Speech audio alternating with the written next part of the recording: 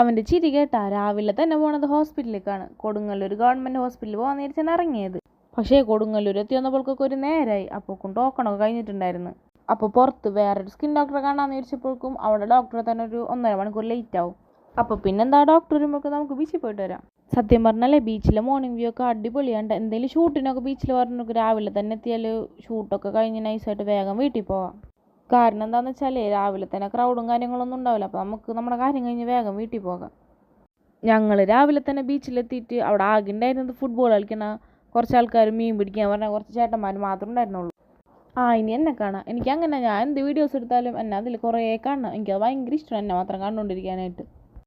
അവിടെ പിന്നെ മീൻ പിടിക്കാൻ പറഞ്ഞ ചേട്ടന്മാരിങ്ങനെ വല വീശണതൊക്കെ നോക്കി കുറേ നേരം നിന്ന്. ഇവനെ നമ്മതേ ബീച്ചിൽ കണ്ടതാണ് കേട്ടോ. ഇവൻ നമുക്ക് ഫോട്ടോസും വീഡിയോസൊക്കെ എടുക്കാനായിട്ട് പോസ് ചെയ്തിട്ടുണ്ടായിരുന്നു.